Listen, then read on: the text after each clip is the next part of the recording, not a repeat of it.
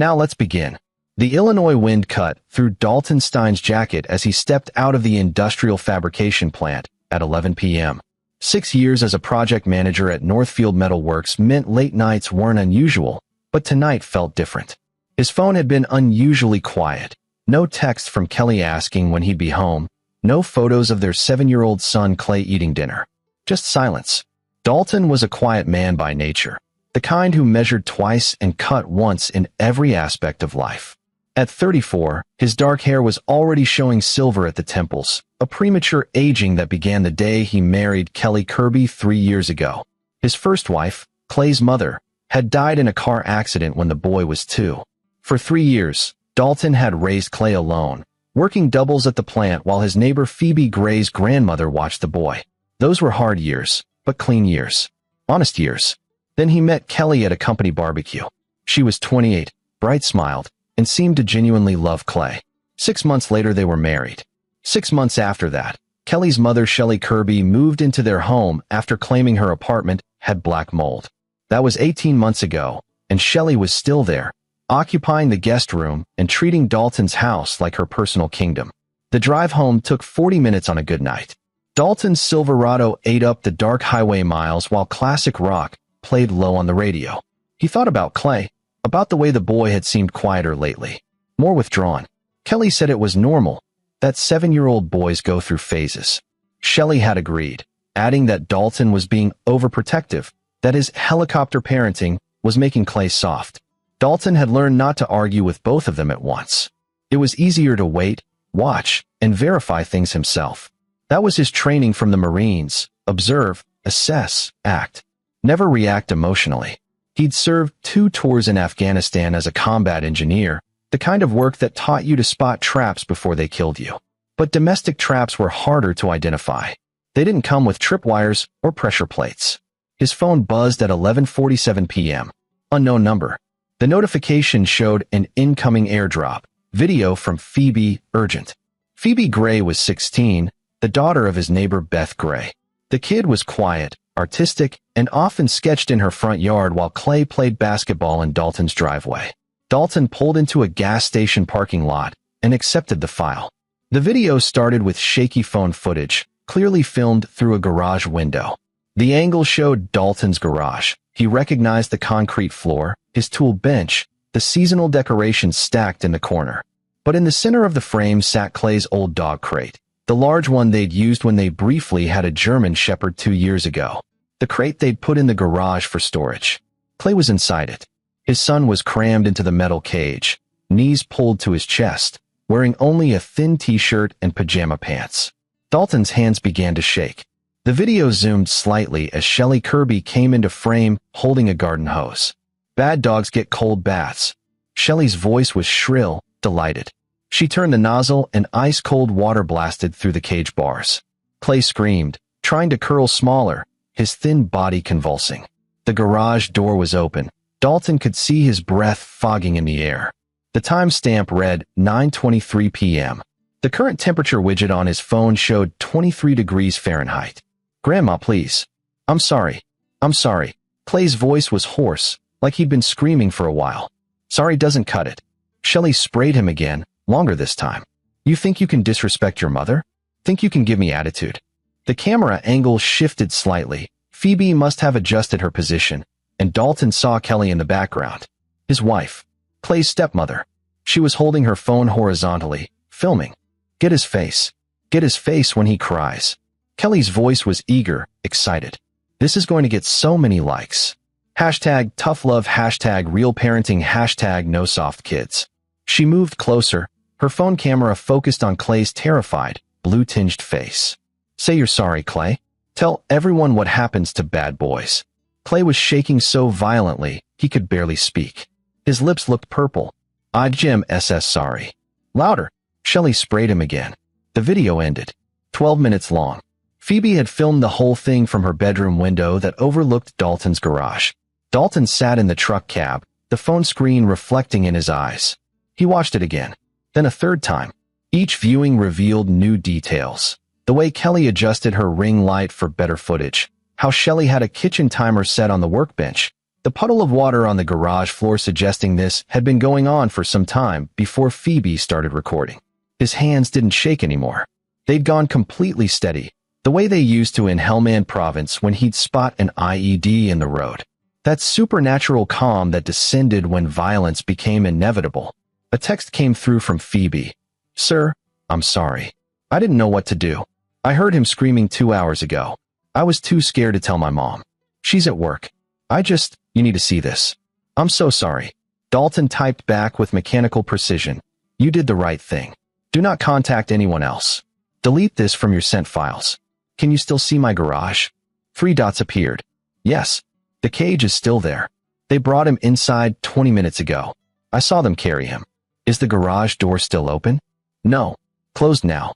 Thank you, Phoebe. You may have saved his life." Dalton pulled up his recent calls. He scrolled past Kelly's number, past his foreman at the plant, past his brother in Colorado. He found the contact saved as RH, emergency only. Randy Huerta answered on the first ring. "Stein, it's been 2 years. I need you. Now." Dalton's voice was flat, controlled. "It's Clay." Randy's tone changed instantly. "Where and what?" "My house. Kelly and her mother. They've been." Dalton stopped, forced himself to breathe. "They put him in a dog cage. Sprayed him with freezing water. It's 23 degrees. They were filming it. For social media." Silence on the other end, but Dalton could hear Randy moving, already in motion. "You're 6 hours north, right? Still in Northfield?" "Yes. I'm at a gas station 40 minutes from home." "Don't go there. Not yet. You go in there right now, you'll do something that'll put you in jail, and then who protects Clay?" Randy's voice was hard, certain. "Where are you exactly?" Dalton gave him the coordinates. "There's a diner 2 miles west of you. The crossing. Wait there. Order coffee. I'm 40 minutes out." "You're already in Illinois?" "I'm always somewhere." The line went dead. Dalton drove to the diner in a fog. Randy Huerta. They'd served together in Afghanistan. But Randy had stayed in much longer, moving from Marines to something else, something he couldn't talk about even when they'd shared beers years later. When Randy finally left the service, he'd started a private operation. Not security work. Something else. He'd once told Dalton, "I handle situations that fall through the cracks. The ones where calling 911 makes things worse." At the time, Dalton hadn't understood. Now he did. The crossing was nearly empty at midnight. Dalton took a booth by the window, ordered black coffee, and waited. His phone showed no new messages from Kelly. Nothing. Like tonight was just another night. Like their son wasn't hypothermic in his own house. He pulled up Kelly's Instagram. Her latest post was from 3 hours ago, a photo of a green smoothie with the caption, "Self-Care Sunday." Greenheart remember Queens. You can't pour from an empty cup. Hashtag wellness journey, hashtag mom life, hashtag blessed. 2,000 likes. 400 comments. All telling her how inspiring she was. Dalton scrolled further back. Her feed was a curated fantasy. Perfect home-cooked meals, usually takeout, workout selfies, she didn't exercise, and sage parenting advice. He found a video from 2 weeks ago that made his blood freeze. It showed Clay sitting at the dining table with a plate of vegetables in front of him. The caption read, "Teaching healthy eating habits. Sometimes tough love means tough consequences. Face with steam from nose, hashtag no junk food, hashtag parenting wins." In the video, Clay looked miserable. The timestamp showed 7 p.m., right when Dalton would have been at work. "If you don't finish every bite, you'll sit there all night," Kelly's voice said off camera. "Right, Mom?" "That's right," Shelley's voice answered. "My Kelly turned out perfect because I didn't tolerate nonsense." The video had 5,847 likes. Dalton kept scrolling. More videos. Clay standing in the corner. Clay apologizing to the camera. Clay writing, "I will respect my parents," 100 times while Kelly filmed his small hand cramping. Every video had thousands of likes. Comments full of praise. Finally, a mom who doesn't let kids run wild. And this is what's wrong with America. Not enough discipline. And, "You're doing amazing, hon." Headlights swept across the diner window. A black Dodge Charger pulled into the parking lot, and Randy Huerta stepped out. He looked the same. Compact, muscular, with the kind of face that was easy to forget until you crossed him. He wore dark jeans and a canvas jacket. His eyes found Dalton through the window, and he nodded once before entering. Randy slid into the booth across from Dalton. Show me. Dalton handed over his phone with the video cued. He watched Randy's face as the video played. Most people would react. Anger, shock, horror. Randy's expression didn't change at all. He watched it twice, then handed the phone back. The wife and mother-in-law. Anyone else in the house? Just them and Clay. You said they were filming for social media. You have evidence of that. Dalton showed him Kelly's Instagram. Randy scrolled through it methodically, his jaw tightening almost imperceptibly. She's got 40,000 followers. She's obsessed with it. Started about a year ago. Shelley eggs her on. They sit around planning content, talking about going viral. And you didn't see this happening? I work 60-hour weeks. Night shifts, weekends. They said Clay was being difficult. That I was too soft on him. That he needed structure. Dalton's voice cracked slightly. I trusted her. I trusted that she loved him. Randy leaned back.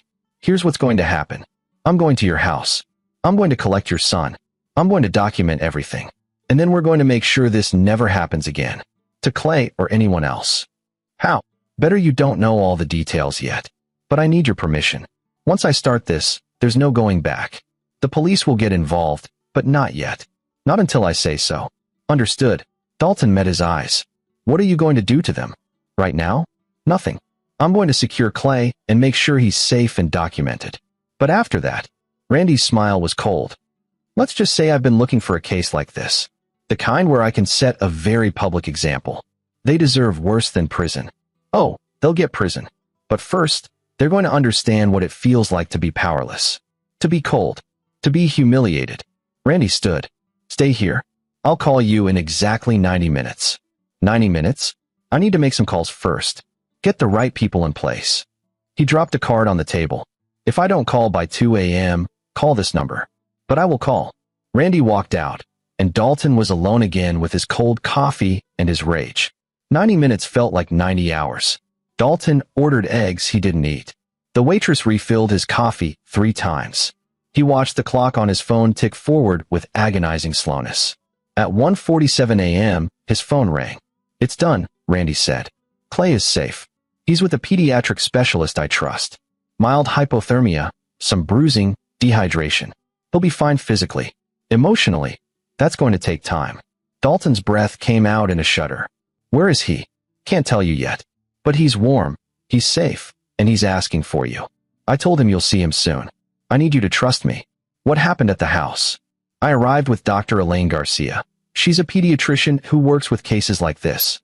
We also brought Dallas Camacho, a social worker, and Booker Benton, who does forensic documentation. Your garage door was still unlocked from when they used it earlier. We let ourselves in. And Kelly? Shelley, watching TV in the living room. They heard us and came to investigate. Found us in the garage with the dog cage, the hose, and a lot of questions. Randy's voice hardened. Kelly tried to lie. Said it was Clay's choice, that he'd been playing a game. Shelley backed her up. Said we were trespassing. What did you do? Showed them Phoebe's video. Showed them their own Instagram posts. Informed them that they could either cooperate fully or I'd make one phone call and have them arrested immediately for child abuse and endangerment. Dr. Garcia examined Clay while they watched. Dallas documented everything. The cage, the hose, the temperature, Clay's condition. They just let you? They didn't have a choice. See, Dalton, people like Kelly and Shelley, they're bullies. And bullies fold when someone bigger calls their bluff. I had a police officer on standby, but I wanted to give them a chance to cooperate. They did. Signed waivers allowing the examination. Shelley even admitted on camera that they'd been disciplining Clay this way for months. Months. The word hit Dalton like a fist. Months. She said it started small. Timeouts, cold showers. But Kelly's social media engagement went up every time she posted tough parenting content, so they escalated. The cage was new. Only 3 weeks. They thought it was brilliant content. Organic, Shelley called it. Dalton couldn't speak. I'm sending you to a hotel. The Riverside Inn, room 247. Keys at the front desk under your name. Clay will be brought there tomorrow morning at 10. You'll have a few hours with him before the formal interviews begin. Interviews. Child Protective Services. Police. It's unavoidable. But I've set it up so you're not the one who called them. Dr. Garcia is filing as a mandatory reporter. You're the father who was working out of town. Clean. No one can claim you're making false accusations. What about Kelly and Shelley? They're still in your house. For now. Tomorrow, things are going to get very interesting for them. Randy paused. Get some sleep, Dalton. Your son needs you sharp. We'll talk more tomorrow. The line went dead. Dalton drove to the Riverside Inn in a daze. The night clerk handed him a key without questions. Room 247 was clean, generic, anonymous. He sat on the bed and stared at the wall until sunrise. At 9:47 a.m., there was a knock. Dalton opened the door to find Randy standing with Clay. His son looked impossibly small.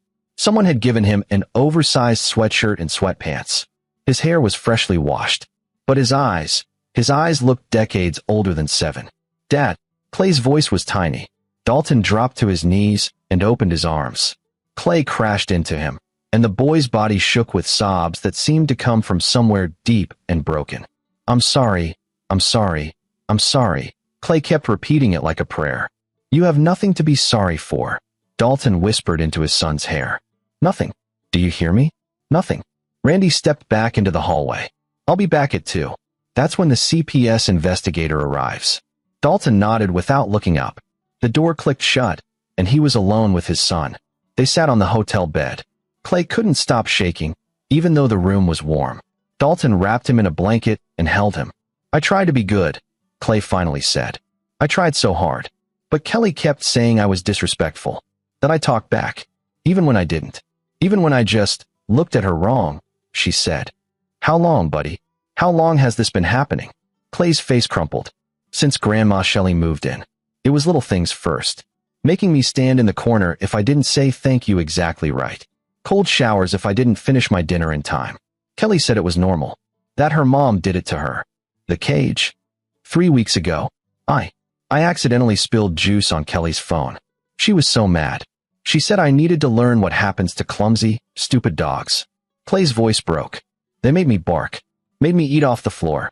And every time, Kelly would film and say, this is going viral. This is going to blow up. Like it was fun. Dalton forced himself to stay calm, to keep his voice steady. Did you try to tell anyone? I tried to tell you. Remember 2 weeks ago, when I said I wanted to stay with you at work? Dalton remembered. Clay had been unusually clingy, begging to come to the plant even though it was late. Kelly had laughed it off, said Clay was just avoiding bedtime. Dalton had believed her. Kelly told me if I ever told you, she'd say I was lying. That everyone would believe her, because she's the mom and you're always at work. Clay looked up at his father. She said you'd choose her over me. Never, Dalton said fiercely. Never. You are my son. You are everything. And I'm so sorry I didn't see this. I'm so sorry I left you there. Are you going to send me back? No, you're never going back there. I promise you. They spent the morning talking, crying, and slowly rebuilding the trust that Kelly and Shelley had shattered. Clay fell asleep around noon, exhausted. Dalton sat and watched his son breathe, cataloging every bruise visible on his thin arms. At 2 p.m. sharp, Randy returned with a woman in her 50s. She wore a practical pantsuit and carried a worn leather briefcase. Dalton, this is Virginia Vaughn. She's the CPS investigator assigned to Clay's case. She's good people. Virginia shook Dalton's hand with a firm grip. Mr. Stein, I've already reviewed the preliminary documentation from Dr. Garcia. I need to speak with Clay, but I want you to know, this is a clear case. There's no ambiguity here. Your son will not be returning to that home, and neither will you be investigated as a perpetrator. What happens now? I interview Clay. It'll be recorded. Then I need your statement about your work schedule and what you knew or didn't know. After that, I'm filing an emergency protective order. Your wife and her mother will be ordered to vacate your residence within 24 hours. They'll fight it. Let them try. Virginia's eyes were steel.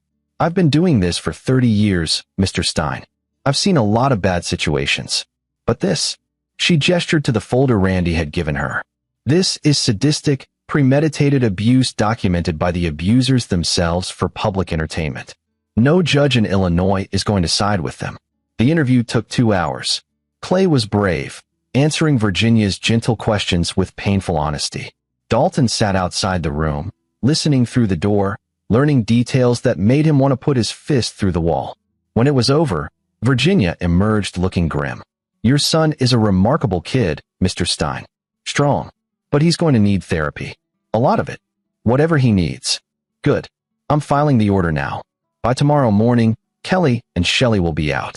You'll have temporary full custody pending the criminal investigation. She paused. They're going to be arrested, you understand. Child endangerment, abuse of a minor, possibly more. The state's attorney is very interested in this case. After Virginia left, Randy lingered. You doing okay? No. Good. You shouldn't be. Randy sat across from Dalton. I need to tell you something. This case, it's bigger than just Clay. What do you mean? Kelly's Instagram. I had my tech guy do a deep dive. She's part of a network, dozens of influencers who post tough parenting content. Some of it's worse than what she did. Much worse. And they have hundreds of thousands of followers encouraging them, praising them, asking for more. Dalton felt sick. It's a trend. More than that. It's monetized. Kelly was making ad revenue from this. Shelley too. She has her own account. They were building a brand around abusing your son. I want them destroyed. They will be. But I need you to trust me on the how. Because if we just throw them in jail, they become martyrs to their followers. Oppressed by the system and all that. But if we expose them, really expose them, and let their own community turn on them. Randy smiled. That's when justice really happens. What are you planning? You'll see. But first, focus on Clay. Take him somewhere safe. I recommend not going back to that house for a while. Let the police process it as a crime scene. Let Kelly and Shelley clear out. Then we'll figure out what comes next. Dalton nodded slowly. Randy? Thank you. I don't know how to. You'd have done the same for me. We take care of our own. Randy stood. I'll be in touch. In the meantime, there's someone you should talk to. Who? Phoebe Gray. The kid who sent you that video. She's scared she's going to get in trouble. She needs to hear from you that she did the right thing. That evening, after Clay was asleep, Dalton walked across the hotel parking lot to a bench where Phoebe was waiting with her mother, Beth Gray. The teenager looked terrified. Mr. Stein, I'm so sorry, she started. You saved his life, Dalton interrupted. You were brave when I wasn't there to be.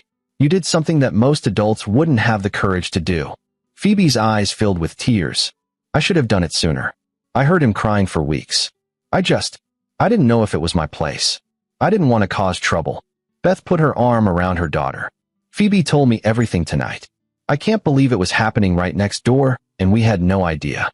They were careful, Dalton said. The garage door was always down when I was home. They did it when I was at work. Kelly's entire life is a performance. She knew how to hide it. What's going to happen to them? Phoebe asked. They're going to face exactly what they deserve, Dalton said. Thanks to you. He went back to the hotel room and sat in the dark, watching Clay sleep. His phone buzzed with a text from Randy. Tomorrow, the dominoes start falling. Get ready. Dalton Stein had always been a patient man. A planner.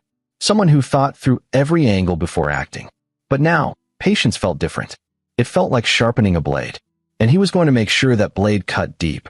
The next morning started with chaos Dalton could hear, but couldn't see. He and Clay were still at the Riverside Inn when his phone erupted with notifications. Calls from numbers he didn't recognize. Text messages from people at work. But the one that mattered came from Randy at 8:47 a.m. It started. Turn on Channel 7 News. Dalton found the remote and switched on the TV. Clay was in the bathroom brushing his teeth, giving Dalton a moment to process what he was seeing. The morning news anchor, a sharp-eyed woman named Carol Lloyd, according to the Cherin, sat across from Randy and Dr. Elaine Garcia. The headline scrolling across the bottom of the screen read, Local child rescued from cage. Mother and grandmother filmed abuse for social media. This is a disturbing case that raises serious questions about the intersection of social media and child welfare, Carol Lloyd was saying. Dr. Garcia, you were one of the first responders. What did you find? Dr. Garcia, a composed woman in her 40s, spoke with clinical precision. I found a 7-year-old boy suffering from mild hypothermia, dehydration, and multiple contusions consistent with ongoing physical abuse. The child reported being confined in a dog cage and sprayed with freezing water as punishment. This occurred while the outdoor temperature was 23 degrees Fahrenheit. And this was being filmed? Yes. The child's stepmother, Kelly Stein, has an Instagram account with over 40,000 followers where she regularly posted what she called tough parenting content. We have evidence that she and her mother were escalating the abuse specifically for social media engagement. Randy leaned forward. What people need to understand is that this isn't an isolated incident. There's a growing trend of parents using their children as content, and when that content gets more engagement through cruelty, some parents escalate. They prioritize likes and followers over their children's safety. Mr. Huerta, you run a private child advocacy organization. How did you become involved in this case? I was contacted by the child's father, who was working out of town when he received video evidence of the abuse from a neighbor's daughter. The young woman who filmed this acted with tremendous courage. She saved this child's life. Carol Lloyd turned to the camera. We want to warn our viewers. Some of the content we're about to show is disturbing. These are screenshots from Kelly Stein's public Instagram account. The screen filled with images from Kelly's feed. Clay standing in a corner. Clay writing lines. Clay with a plate of cold vegetables. Each image was accompanied by Kelly's captions, which now looked not inspiring, but sadistic. Kelly Stein has disabled her social media accounts as of this morning. Carol Lloyd continued. But the Northfield Police Department has confirmed that she and her mother, Shelley Kirby, are under investigation for child abuse and endangerment. They're expected to be arrested later today. Dalton's phone rang. Unknown number. He answered.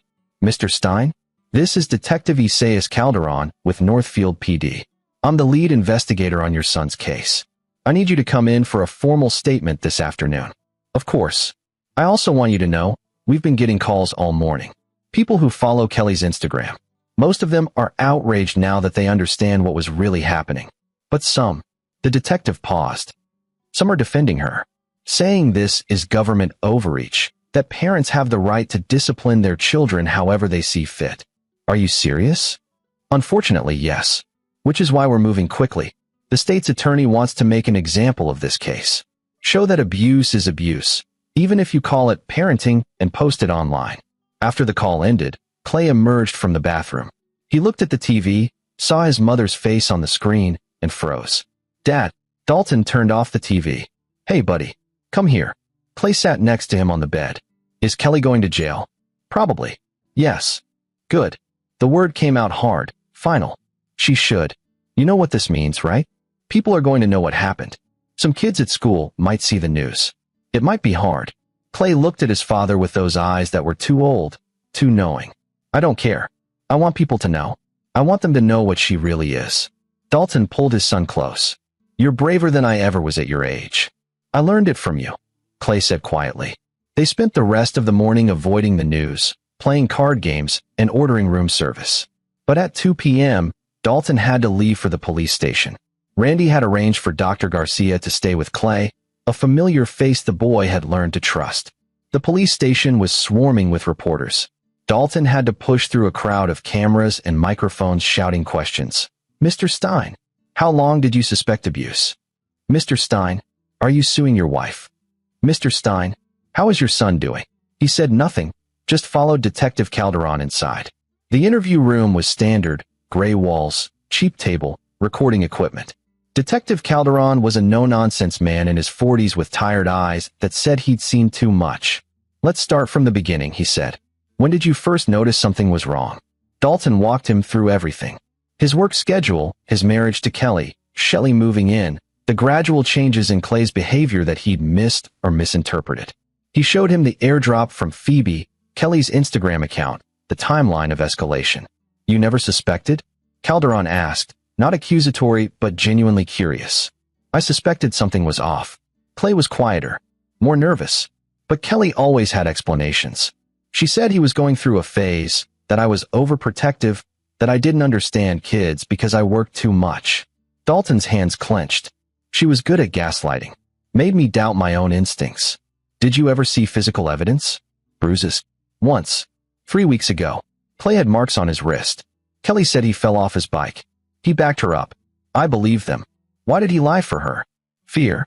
She'd convinced him that if he told me the truth, I'd choose her over him. That I'd think he was making it up for attention. Calderon made notes. We've executed a search warrant on your residence. We found the dog cage, the hose, and several other items that corroborate your son's statement. We also found Kelly's laptop. She had folders of edited video files, content she was planning to post. Some of it, he trailed off, shaking his head. Some of it never made it online because even she knew it was too far. But she kept it. Like trophies. Dalton felt something cold settle in his chest. What kind of videos? I can't share details from an ongoing investigation. But let's just say the charges are going to be extensive. We're also looking into whether Shelley Kirby participated in the creation of this content and if they profited from it financially. They did. Randy said they were making ad revenue. That opens up additional charges. Exploitation of a minor for financial gain. That's federal territory. Calderon leaned back.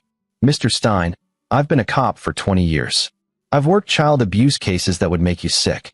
But this one is different because they documented it. They were proud of it. They thought they were going to be famous. Instead, they're infamous. Exactly. And that's not by accident. Calderon gave him a knowing look. Your friend Randy Huerta. He played this perfectly. Going to the media first, framing the narrative, making sure everyone understands what kind of people we're dealing with. By the time we arrest them, public opinion will be set. No sympathy, no second chances. Is that legal? Randy didn't break any laws. He had a legitimate concern for a child's welfare. He documented everything properly, and he cooperated with authorities. The fact that he also knows how to work the media? Calderon shrugged. Smart, not illegal. After the interview, Dalton met with the state's attorney, a sharp woman named Anastasia Shannon, who looked like she could cut glass with her cheekbones. Mr. Stein, I want to be clear about our approach, she said without preamble. We're throwing the book at them. Multiple counts of child abuse, child endangerment, unlawful restraint, and we're exploring charges related to financial exploitation. This case is going to trial, and I'm going to make sure everyone in Illinois understands that you can't torture your children for internet clout. What if they take a plea? They won't get one. Not from me. I want them to face a jury. I want that jury to see the videos, hear your son testify, and understand exactly what they did. Her eyes were ice. I want them to spend years in prison thinking about how their need for validation destroyed their lives. When will they be arrested? Within the hour.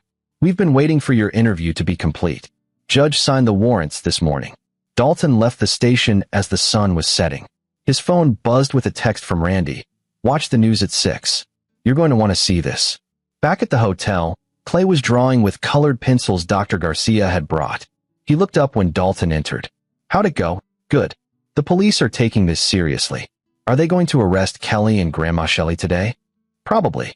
Clay went back to his drawing. I hope they're scared. I hope they feel how I felt. At 6 p.m., Dalton turned on the news.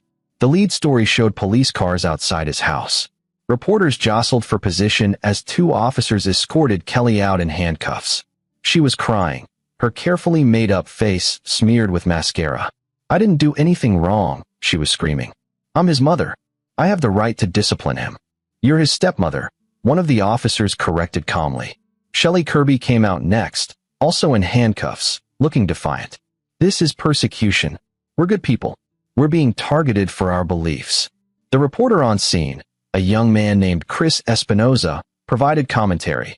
Both women are being charged with multiple counts of child abuse and endangerment. Sources tell us additional charges may be forthcoming. This case has sparked national debate about parenting, social media, and where the line is between discipline and abuse. Cut to a panel discussion. Experts debating. Some defending parental rights. Others condemning the abuse. Dalton watched it all with detachment. Clay looked up from his drawing. They're still trying to make it about them. What do you mean? Even arrested, they're performing. Crying for the cameras. Saying they're victims. Clay's voice was matter of fact. That's what they do. Everything is a show. Dalton realized his 7-year-old son understood Kelly better than he ever had. That night, after Clay fell asleep, Dalton sat on the hotel balcony and called Randy. You saw the arrest? Yeah. How's Clay handling it? Better than I am. Dalton paused. What happens now? Now, we wait for the legal process. They'll be arraigned tomorrow.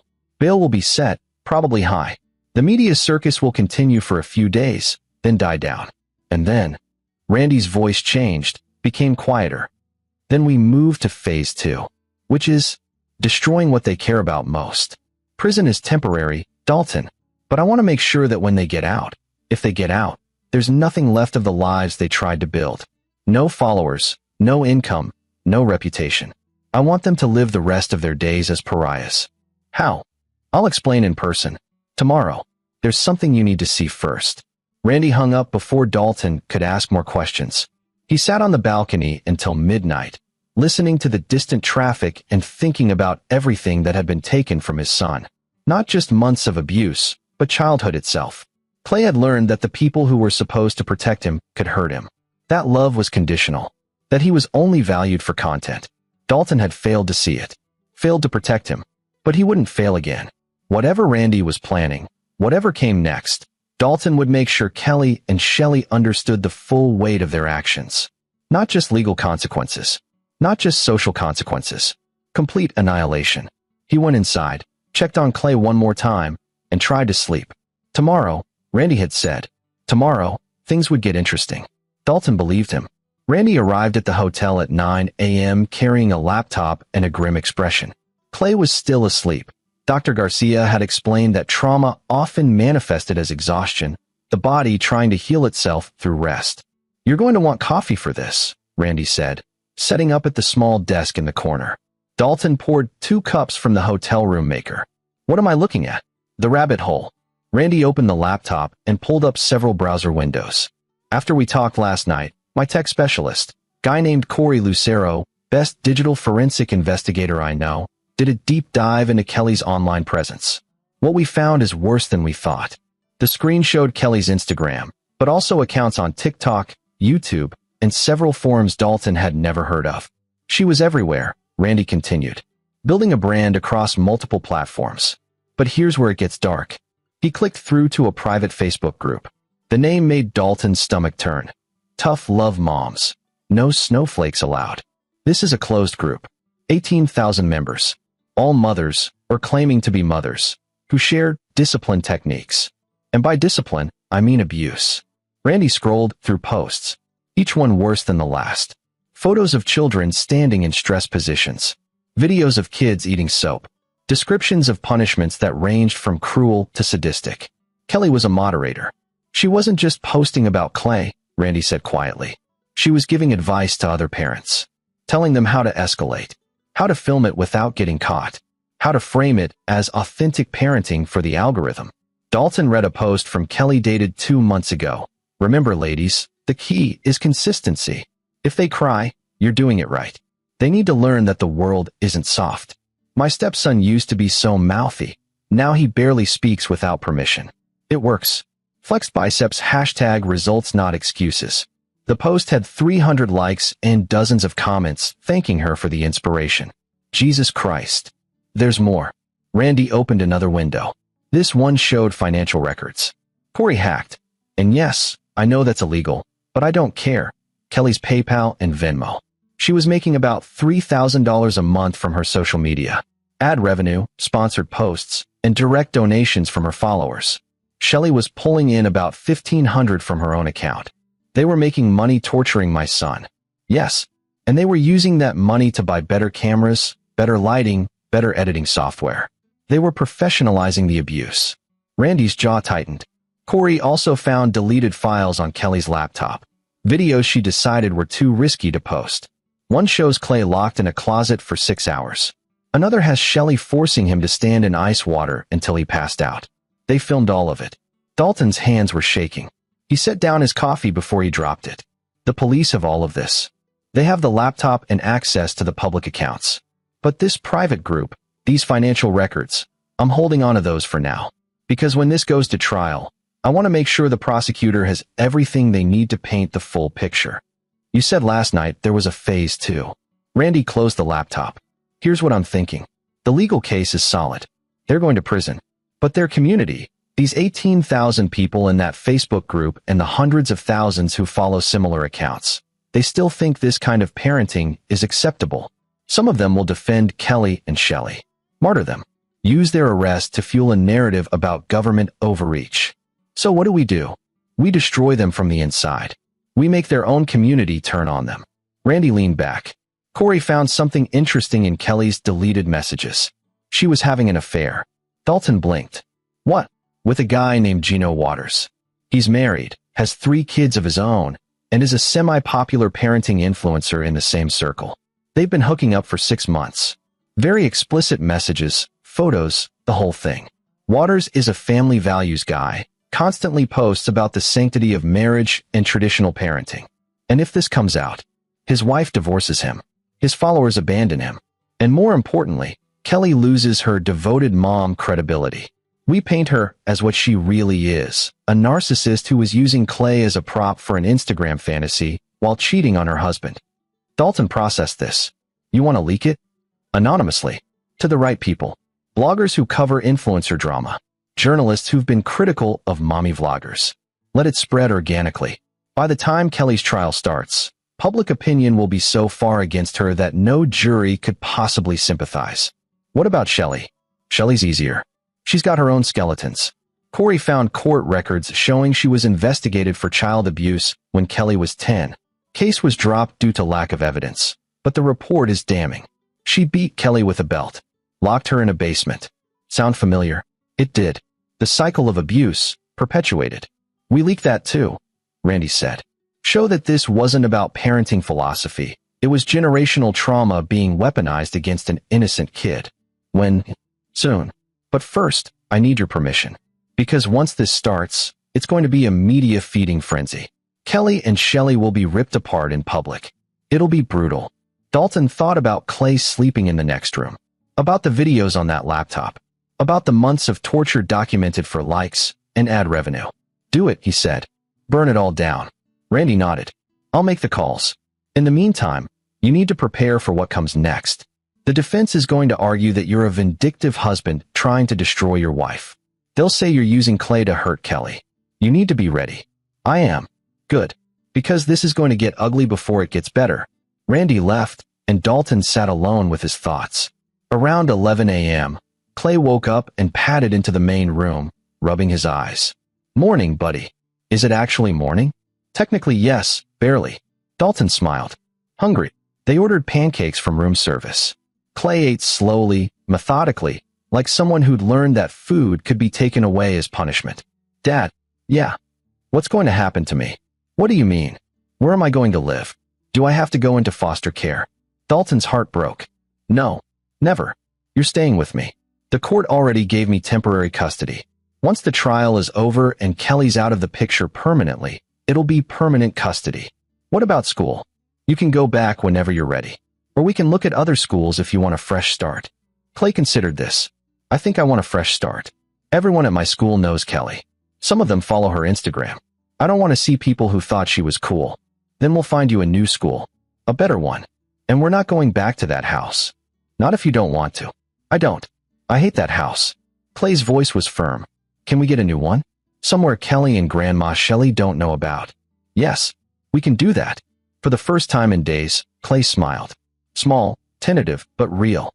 The afternoon brought a visitor, Virginia Vaughn from CPS. She sat with Clay and Dalton and outlined the next steps. The emergency protective order is in place, she explained. Kelly and Shelley are prohibited from any contact with Clay. They've been ordered to stay at least 500 feet away. If they violate that, they'll be arrested again. Will Clay have to testify? Dalton asked. Eventually, yes. But not right away. We'll prepare him with a child psychologist. Make it as easy as possible. And the judge can allow video testimony if appearing in person would be too traumatic. Clay spoke up. I want to testify in person. Both adults looked at him. I want to look at them. Clay continued. I want them to see me and know that I'm not scared anymore. That they didn't break me. Virginia's expression softened. That's very brave, Clay. But you have time to decide. You don't have to commit to anything now. After she left, Dalton asked Clay, Are you sure about that? Testifying in court. Yeah, I've been thinking about it. They always made me feel small. Like I was nothing. If I testify, it proves I'm not nothing. It proves I matter. Dalton pulled his son into a hug. You've always mattered. You matter more than anything in the world. That evening, the news cycle exploded.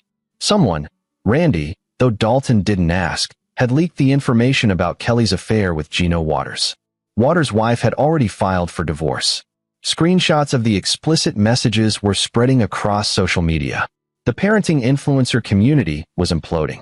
The same people who'd praised Kelly 2 days ago were now posting think pieces condemning her. Hashtags like #JusticeForClay and #AbuseIsNotParenting trended nationally. Kelly's reputation was in freefall. Then, late that night, the report about Shelley's past abuse of Kelly surfaced. A blogger named Marjorie Werner who specialized in exposing problematic influencers published a deep dive into the Kirby family history. Photos of the old police report, interviews with people who'd known the family, a pattern of violence and control spanning generations. Public sentiment shifted from outrage to something colder, total condemnation. By midnight, both Kelly and Shelley had received death threats. The police had to increase security at the county jail. Dalton watched it all unfold on his phone while Clay slept. He felt no satisfaction, no joy, just a grim certainty that this was justice taking its course. Randy called at 1 a.m. "You watching?" "Yeah. This is just the beginning. Tomorrow, the real work starts." "What real work?" "Making sure they can never rebuild. Ever. I'll explain tomorrow. Get some sleep." But Dalton couldn't sleep. He sat on the balcony again, staring at the city lights, and wondered if his son would ever truly heal from this. And he wondered what part of himself he was willing to sacrifice to make sure Kelly and Shelley got everything they deserved. 3 days later, Dalton stood in Judge Hilton Perry's courtroom for the bail hearing. The courtroom was packed, reporters, victims' advocates, curious onlookers. Kelly and Shelley sat at the defense table in orange jumpsuits, looking diminished and furious. Kelly's lawyer, a public defender named D. Davies who looked overwhelmed, stood to argue for reasonable bail. "Your Honor, my client is a first-time offender with no prior record. She has ties to the community and is not a flight risk," State's Attorney Anastasia Shannon Rose. "Your Honor, Ms. Stein and her mother are charged with systematic, premeditated abuse of a minor that they documented and profited from.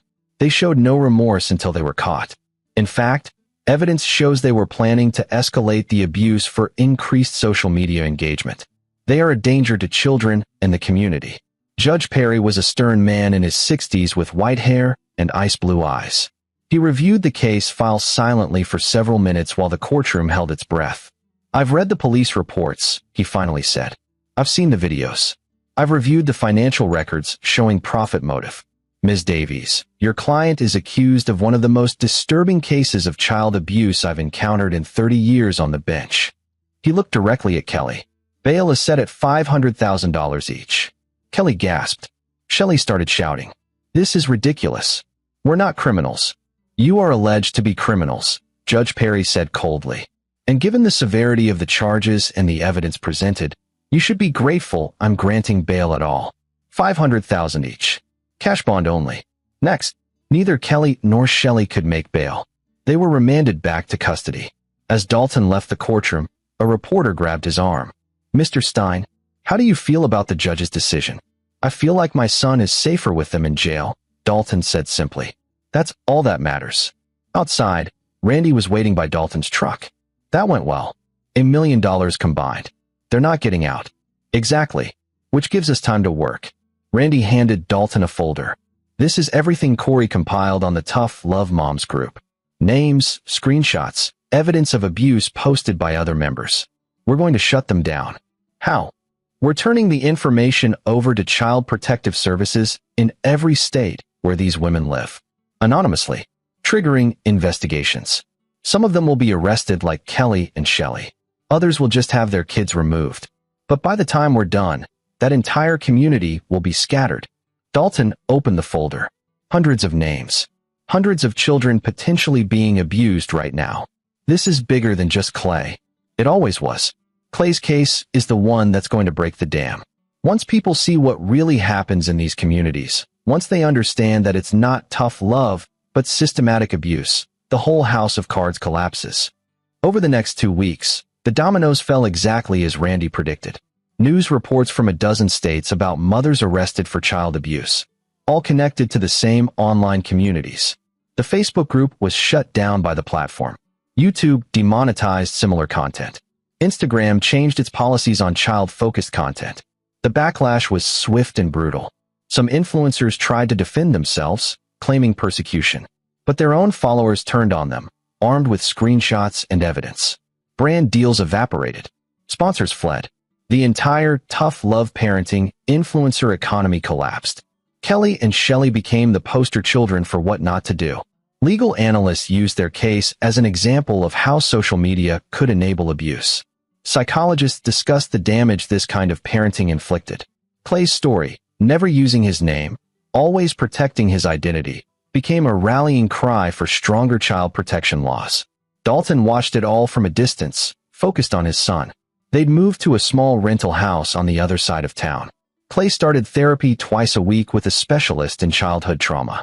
Slowly, gradually, the boy began to heal. He smiled more, laughed occasionally, started drawing again, not the controlled, perfect pictures he'd made under Kelly's supervision, but wild, colorful, emotional art that splashed across the pages. One evening, about 3 weeks after the arrest, Clay looked up from his homework and asked, "Dad, are you going to get divorced from Kelly?" "Yes. The paperwork is already filed." "Will you get married again?" "I don't know. Maybe someday. If I meet someone who's good to you and makes us both happy." Clay nodded. "I think you should. You're a good dad. You deserve to be happy."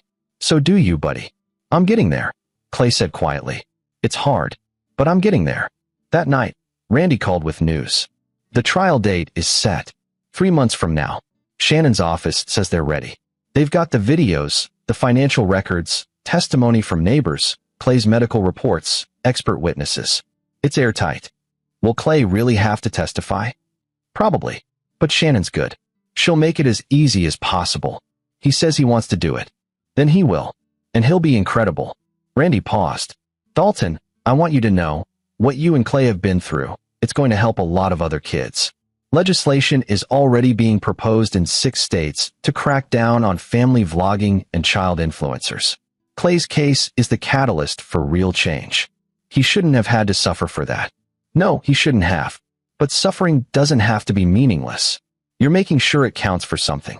2 months passed in a blur of therapy sessions, legal meetings, and slowly rebuilding their lives. Dalton cut back his hours at work, using savings and a small settlement from Kelly to stay afloat. Clay started at a new school and made friends who knew nothing about his past. Phoebe Gray came over sometimes, bringing her art supplies. She and Clay would draw together in comfortable silence. 2 kids who understood what it meant to do the right thing when it was hard. Beth Gray, Phoebe's mother, became an unexpected friend. She brought casseroles and conversation, never prying, but always available. And then, 1 week before the trial, Dee Davies called Dalton. "Mr. Stein, my clients want to discuss a plea deal." "No, you haven't heard the terms." "I don't care about the terms. They're going to trial. They're going to face a jury. And my son is going to look them in the eye and tell the truth." "Mr. Stein, with respect, if they go to trial and lose, they're looking at 20 to 30 years. If they take a plea, we can probably negotiate down to 10 to 15. Good. Let them risk it. I hope they lose. I hope they get every single year." Davies sighed. "I'll relay that to my clients. But I'm obligated to tell you that the state's attorney is inclined to recommend the plea if it spares your son the trauma of testifying." "My son wants to testify. Ask Miss Shannon. She'll confirm it." "Very well." The call ended. Dalton sat in his new living room, in his new house, and felt the weight of the approaching trial settle over him like a storm cloud. Clay appeared in the doorway. "Was that about Kelly?" "Yeah. Her lawyer wants a plea deal." "You said no?" "I said no. Is that okay with you?" Clay came and sat next to his father. "I want to testify. I want to tell everyone what they did. Because if I don't, they'll just say it wasn't that bad. They'll lie and say I'm exaggerating. But if I tell the truth, looking right at them, everyone will know." "You're sure?" "I'm sure." 1 week later, the trial began. The courtroom was standing room only. Cameras lined the walls. The judge had allowed limited media coverage given the public interest. Kelly and Shelley sat at the defense table, both wearing conservative dresses clearly chosen to make them look sympathetic. Kelly had lost weight in jail. Her Instagram glow was gone, replaced by dark circles and brittle anxiety. Shelley looked defiant, like she still believed she'd done nothing wrong. The jury, 8 women, 4 men, filed in with serious expressions. Judge Perry banged his gavel. "The state of Illinois versus Kelly Stein and Shelley Kirby. We are here on charges of child abuse, child endangerment, unlawful restraint, and exploitation of a minor for financial gain. Ms. Shannon, your opening statement." Anastasia Shannon stood. She was wearing a dark suit and her expression was granite. "Ladies and gentlemen of the jury, this case is about 2 women who systematically tortured a 7-year-old child and filmed it for entertainment. Not discipline, not tough love, torture. And they did it because it made them famous. Because it made them money. Because every scream, every tear, every moment of terror could be turned into content that got likes, shares, and ad revenue. She walked to the evidence table and picked up a tablet. You're going to see videos that will disturb you. You're going to hear testimony that will anger you. And you're going to meet Clay Stein, a brave young boy who survived the unimaginable and found the courage to speak his truth. Shannon paused, making eye contact with each juror. The defendants will try to tell you this was parenting, that they had the right to discipline Clay however they saw fit. I'm going to prove to you that what they did was criminal, calculated, and completely indefensible.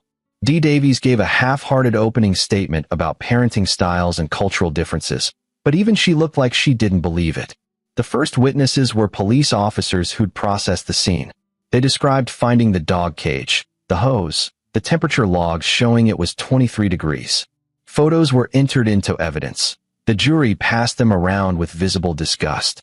Then Dr. Garcia testified about Clay's condition when she examined him. Hypothermia, dehydration, bruises, psychological trauma. On cross-examination, Davies tried to suggest that Clay's injuries could have come from normal childhood roughhousing. Dr. Garcia shut her down. These injuries are consistent with sustained, deliberate abuse. Pattern bruising on the wrists consistent with restraints.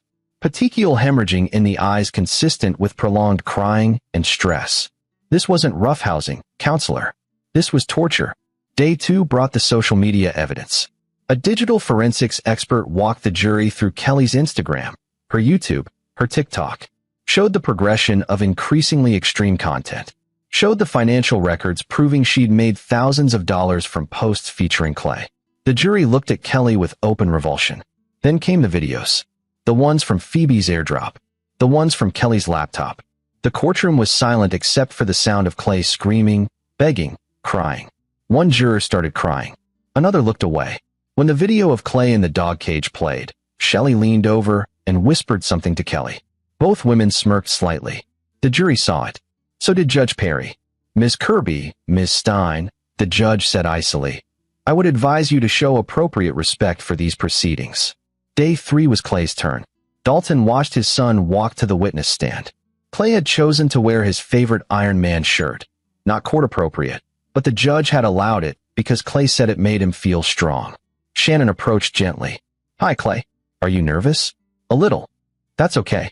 You're doing great. I'm going to ask you some questions about what happened at your house. If you need a break, you just let me know, okay? Okay. Clay, do you see the people who hurt you in this courtroom? Clay looked directly at Kelly and Shelley. His voice was clear, unwavering. Yes, that's Kelly, my stepmom. And that's Shelley, her mom. Did they hurt you? Yes. Can you tell the jury how? And Clay did. For 90 minutes, with breaks, he described everything. The corner timeouts that lasted hours. The cold showers. The withheld meals. The dog cage. The hose. The constant filming. The way Kelly would make him apologize to her phone camera. The way Shelley would laugh when he cried. He was calm, factual, detailed, and devastating. Davies barely cross-examined him. What could she ask? The evidence was overwhelming. When Clay stepped down, he walked back to Dalton and said quietly, I did it. You did. I'm so proud of you. The rest of the trial was academic. Character witnesses testified that Kelly and Shelley were narcissistic, controlling, and obsessed with social media validation. Financial experts confirmed they'd profited from the abuse. Psychologists explained the long-term damage this kind of treatment inflicted on children. The defense called no witnesses. They had nothing. Closing arguments were brief. Shannon reminded the jury of everything they'd seen and heard. Davies asked for mercy, arguing that her clients had been raised in an era when corporal punishment was normal and had simply taken it too far. The jury deliberated for 4 hours. When they returned, the forewoman stood. On all counts, we find the defendants guilty. Kelly collapsed in her chair, sobbing. Shelley sat stone-faced, still defiant. Sentencing was scheduled for 2 weeks later. Dalton took Clay for ice cream after the verdict. They sat in a booth at a local parlor, eating sundaes and not talking about the trial. Finally, Clay said, It's over. The trial is over. Sentencing is still coming. But they can't hurt me anymore. No, they can't. Good. Clay took another bite of ice cream. Dad, yeah. Thank you for believing me. Even though you didn't know what was happening, when you found out, you believed me. Not everyone would have. Dalton reached across the table and took his son's hand. I will always believe you. Always. 2 weeks later, they were back in court for sentencing. Judge Perry read the pre-sentencing reports, which detailed Kelly and Shelley's lack of remorse, their continued belief that they'd done nothing wrong. Ms. Stein, Judge Perry said, do you have anything to say before I impose sentence?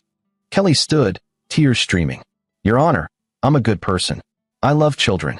I was just trying to teach Clay to be strong. I made mistakes, but I don't deserve to go to prison. Please, I'm begging you. Ms. Kirby, Shelley stood. I raised my daughter with discipline, and she turned out fine. This whole trial is a witch hunt against traditional parenting.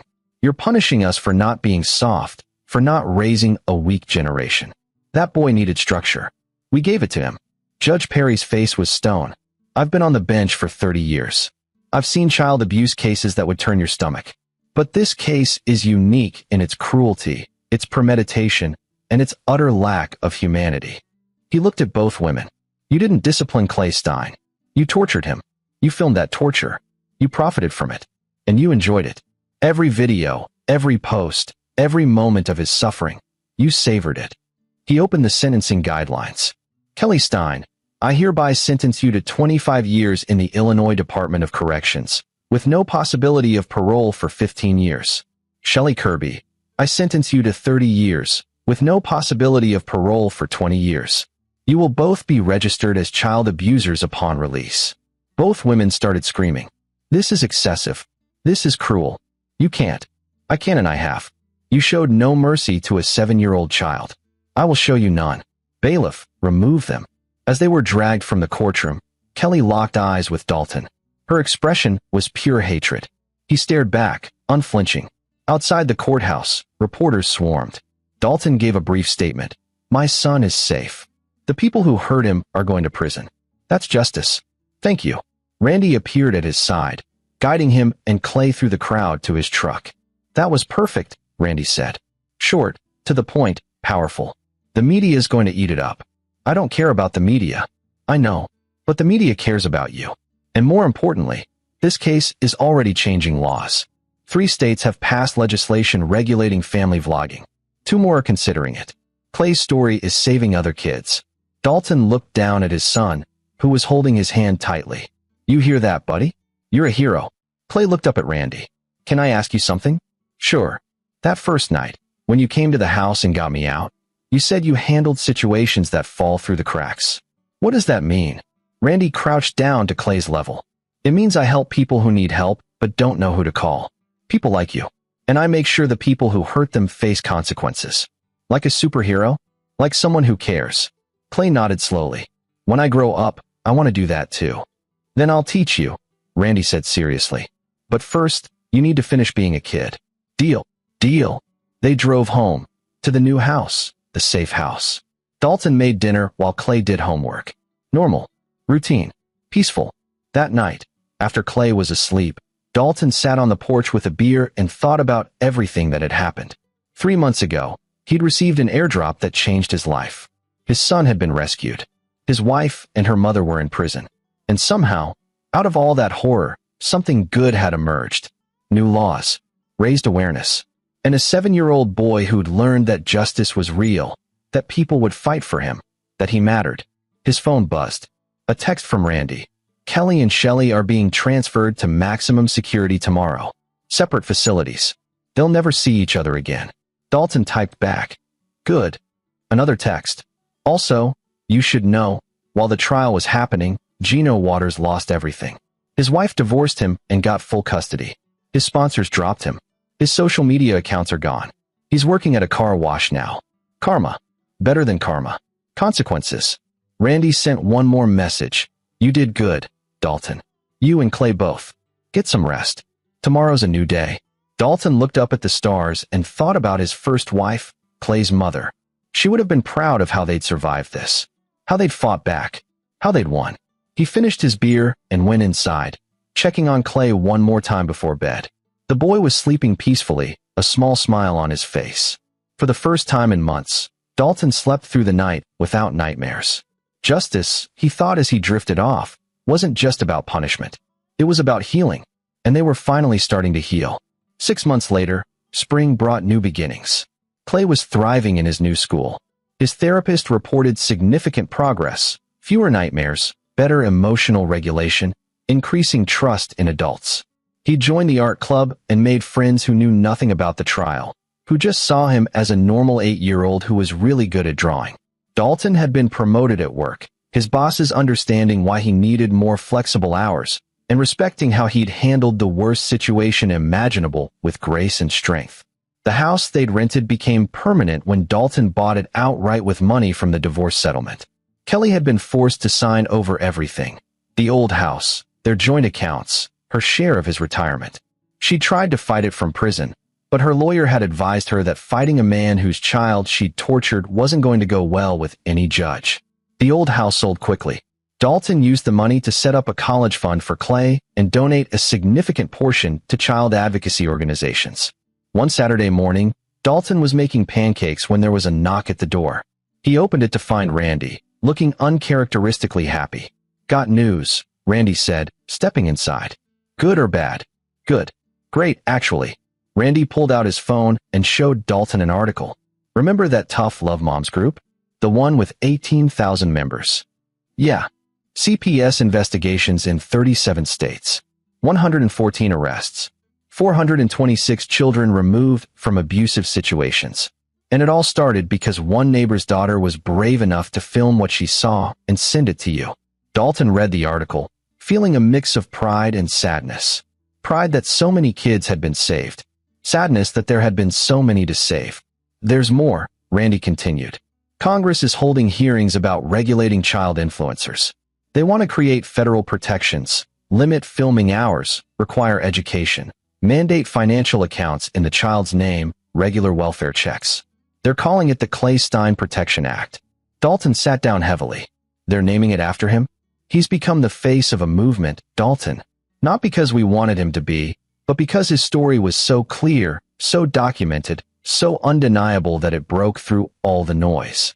Clay walked into the kitchen, rubbing sleep from his eyes. "What's going on?" "Come here, buddy." Dalton pulled him into a hug. "They're making new laws to protect kids like you. And they're naming them after you." Clay's eyes widened. "Really? Really? That's good, right? That means other kids won't get hurt." "That's exactly what it means." Clay thought about this for a moment. "Then I'm glad.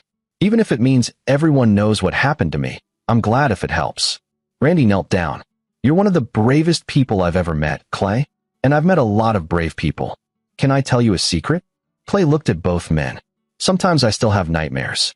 Sometimes I wake up and think I'm back in that garage. But then I remember, they can't hurt me anymore. They're in prison, and I'm safe. And that makes the nightmares easier." "It gets easier," Randy promised. "Not all at once. But little by little, the bad days become less bad. The good days become more good. You're already doing the hard work." After Randy left, Dalton and Clay spent the day doing normal things. They went to the park, flew a kite, got burgers for lunch. Clay laughed, really laughed, when Dalton accidentally walked into a tree while trying to watch the kite. That evening, Beth Gray and Phoebe came over for dinner. Beth brought lasagna, and Phoebe brought a new sketch she'd done of a superhero who looked suspiciously like Clay. "This is for you," Phoebe said, handing it to him. "Because you're brave." Clay studied the drawing. The superhero was standing on a mountain, cape flowing, with the words, "Justice wins," written at the top. "Can I hang it in my room?" Clay asked Dalton. "Of course." While the kids disappeared upstairs to play video games, Beth sat with Dalton on the porch. "You doing okay?" she asked. "Yeah, better than I expected." "Clay's healing." "I'm healing. We're building something new." Phoebe still has nightmares about that night. Seeing Clay in that cage, hearing him scream. She sees a therapist now too. "I'm sorry she had to witness that." "Don't be." She told me last week that she's glad she did. Because if she hadn't, she wouldn't have known to send you that video. She wouldn't have saved him. Beth paused. She wants to work in child protection when she grows up. Maybe be a social worker or a lawyer. Said she wants to help kids like Clay. Dalton felt his throat tighten. "She's a good kid. So is yours." They sat in comfortable silence, watching the sun set. 2 weeks later, Dalton received a letter forwarded from his lawyer. It was from Shelley Kirby, postmarked from her prison. He almost threw it away without reading it. But curiosity got the better of him. The letter was 3 pages of vitriol. Shelley blamed him for everything, for turning Clay against Kelly, for destroying their family, for persecuting them for their beliefs. She insisted they'd done nothing wrong, that the trial had been a sham, that they were political prisoners. There was no remorse, no acknowledgement of Clay's suffering, just rage and victimhood. Dalton burned it in the fireplace and never told Clay it existed. A separate letter came from Kelly a week later. Unlike Shelley's rant, this one was manipulative. Kelly claimed to have found religion in prison, to have realized her mistakes, to be seeking forgiveness. "I know I hurt Clay," she wrote. "I was sick. I was addicted to validation. I let my mother's toxicity influence me. But I'm getting help now. I'm in therapy. I'm a different person. I hope someday Clay can forgive me." It was bullshit, and Dalton knew it. Kelly was working an angle, probably hoping to get her sentence reduced or gain sympathy for a parole board years down the line. He burned that letter too. One evening, Clay asked, "Has Kelly tried to contact you?" Dalton decided honesty was best. "She sent a letter." "So did Shelley." "What did they say?" "Shelley said we're all wrong and she's a victim. Kelly said she's sorry and found religion." "Do you believe her?" "No. Me neither." Clay went back to his homework. "I don't think about them much anymore." "Is that bad?" "That's healthy. It means you're moving on. I used to be scared I'd turn out like them. Like, that mean people raise mean kids. But Dr. Martinez says that's not true. She says I get to choose who I become. Dr. Martinez is right. Then I choose to be like you and Randy. People who help other people. People who stop bad things from happening." Dalton's chest swelled with pride. "You're already like that, buddy. You're already helping people just by being brave enough to tell your story." The months turned into a year. The first anniversary of Clay's rescue came and went quietly. They didn't celebrate it, but they acknowledged it. A year of healing. A year of rebuilding. A year of learning to trust again. Dalton started dating someone, a woman named Elaine who worked at Clay's school as an art teacher. She was patient, kind, and understood that Clay came first. Always. Clay liked her, which was all that mattered. Randy became a regular presence in their lives, showing up for Clay's basketball games, teaching him basic self-defense, being the uncle figure the boy needed. Phoebe and Clay remained close friends, their bond forged in shared trauma but sustained by genuine affection. And slowly, imperceptibly, the sharp edges of the past began to dull. Not forgotten, never forgotten, but integrated. Part of their story, but not the whole story. 2 years after the trial, Dalton and Clay sat in a congressional hearing room in Washington, D.C. The Clay-Stein Protection Act was about to be signed into law by the president. Clay, now 9, wore a suit and looked nervous. "You don't have to say anything if you don't want to," Dalton reminded him. "Just being here is enough." But when the moment came, when the congresswoman who'd sponsored the bill asked if Clay wanted to say a few words, he stepped up to the microphone. "My name is Clay Stein," he said, his voice small but steady. 2 years ago, I was hurt by people who were supposed to love me. They put me in a cage and sprayed me with freezing water and filmed it because they wanted to be famous on the internet. The room was silent. I'm okay now. I have my dad and good friends and a good therapist. But there are a lot of other kids who are being hurt the same way, and nobody knows about it yet. This law is going to help find those kids and help protect them. So thank you for caring about kids like me." He stepped back from the microphone to thunderous applause. The president shook his hand, told him he was brave, and signed the bill into law. Afterward, reporters swarmed for interviews. Dalton shielded Clay and gave a brief statement. "This law will save lives. It will protect children who can't protect themselves. We're grateful to everyone who made it possible." On the flight home, Clay fell asleep against Dalton's shoulder. Dalton looked down at his son and thought about everything they'd survived. The abuse, the rescue, the trial, the healing. And he thought about Kelly and Shelley, rotting in their respective prisons, finally facing consequences for their cruelty. Justice hadn't been quick. It hadn't been easy, but it had been thorough. And most importantly, it had been real. His phone buzzed with a text from Randy.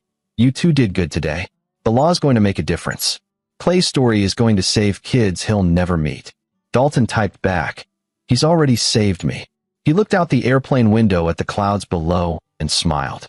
They'd started in darkness, a 7-year-old boy in a dog cage, a father 6 hours away, A neighbor's daughter brave enough to document horror.